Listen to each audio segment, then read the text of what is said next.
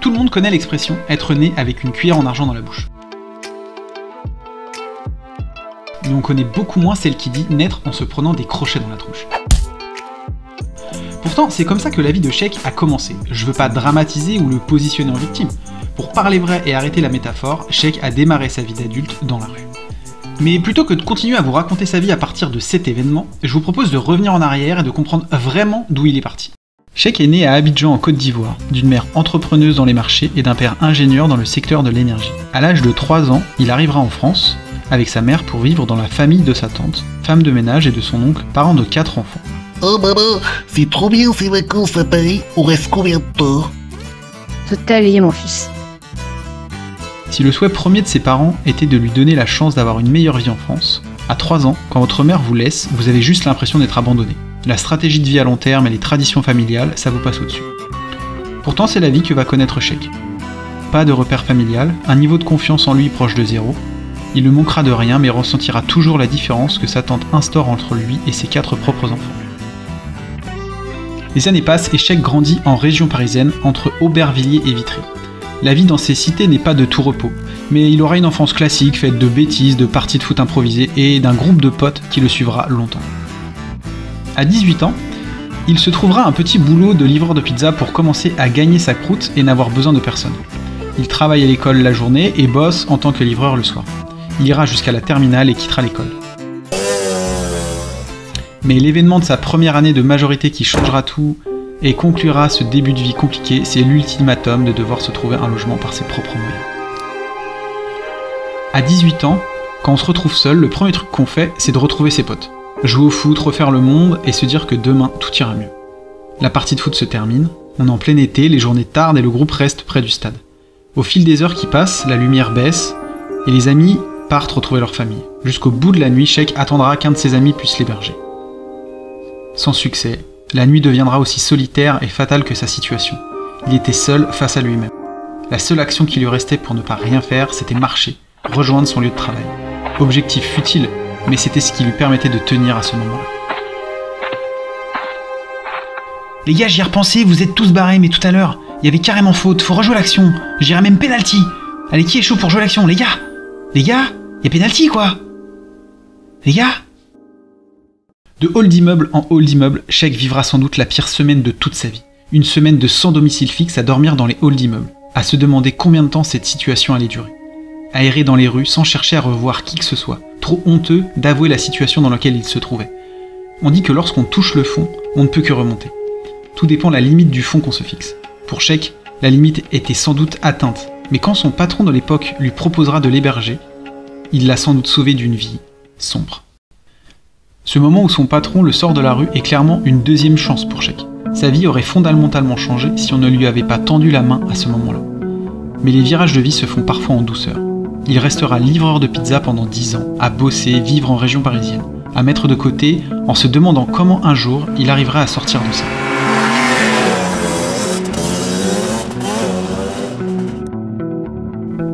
Finalement, à 28 ans, son patron lui propose de racheter la pizzeria à crédit avec son meilleur ami. Patron à 28 ans, pendant une petite année, et finalement revendre et se faire un petit billet de 30 000 €. Parfait pour enfin prendre le départ de vie qui va bien. Mais après 10 ans de livraison de pizza, trop besoin de voir du pays. Afrique de l'Ouest, Égypte, retour aux sources en Côte d'Ivoire où il réglera ses différends avec sa mère. Sheikh finit par rentrer en France sans aucune idée de ce qu'il pourrait faire. Retour au point de départ, me direz-vous? Pas vraiment. Suivant les conseils d'un ami, Sheikh va se retrouver conducteur d'ambulance, mais pas n'importe quel chauffeur.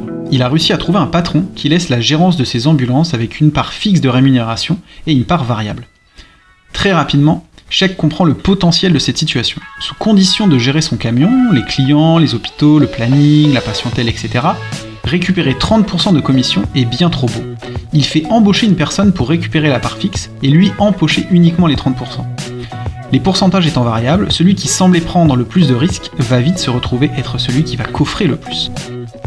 Si je comprends bien, tu me proposes de bosser avec toi en équipe. Je prends la part fixe du salaire tous les mois, et toi la com de 30%, c'est bien ça? T'as tout compris. Ça marche. Au-delà des salaires qui suivent les efforts qu'il fournit, un déclic se passe pour Sheikh. Il est capable d'amasser de l'argent en bossant, d'accord, mais en faisant preuve de bon sens et surtout d'entrepreneuriat. Quand son patron lui propose de racheter des agréments, un agrément correspondant à une ambulance entre nous, Sheikh décide de regrouper ses amis et leur propose le projet d'une vie et d'investir dans cette société en tant qu'associé.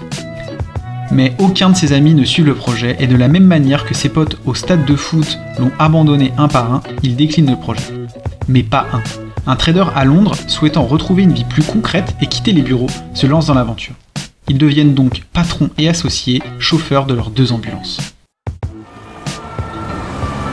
Allô Sheikh ?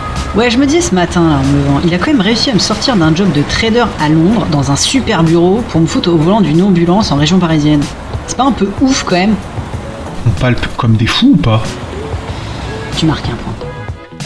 Le business de patron chauffeur d'ambulance fonctionne bien, mais c'est Julien, son associé, qui va déclencher le prochain changement. Passer ses journées à conduire des patients, gérer les plannings, tout faire soi-même, c'est épuisant et ça ne permet pas de faire autre chose. Julien annonce donc clairement à Sheikh son souhait de sortir de l'ambulance pour assurer pleinement son rôle de patron. Sheikh va également passer le cap et devenir un gestionnaire et prendre un peu de hauteur. Recrutement, rachat d'une autre société d'ambulance, tout se passe bien pour les 2 associés. Ce temps libre est salutaire et permet à Sheikh de souffler et de profiter de la vie. Mais très rapidement, le besoin d'entreprendre, de se lancer dans une nouvelle aventure se fait ressentir. En plus de ces 2 sociétés d'ambulance, la liste va s'allonger et Sheikh va devenir patron d'une société de taxi, de conciergerie avec 2 nouveaux associés et également d'un restaurant en plein Paris. Vous en avez assez ?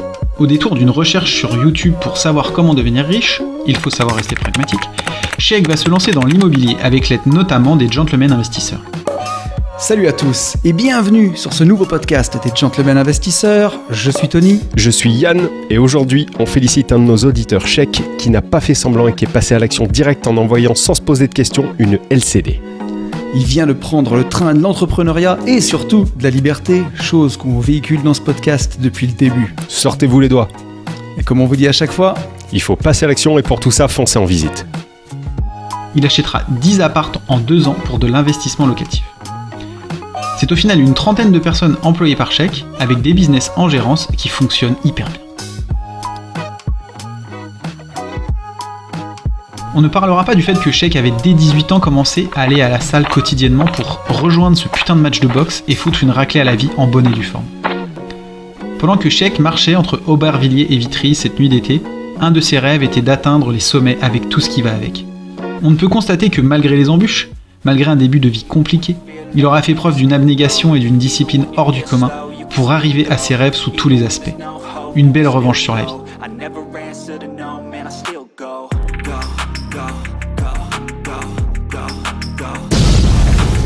Et c'est qui le lion maintenant?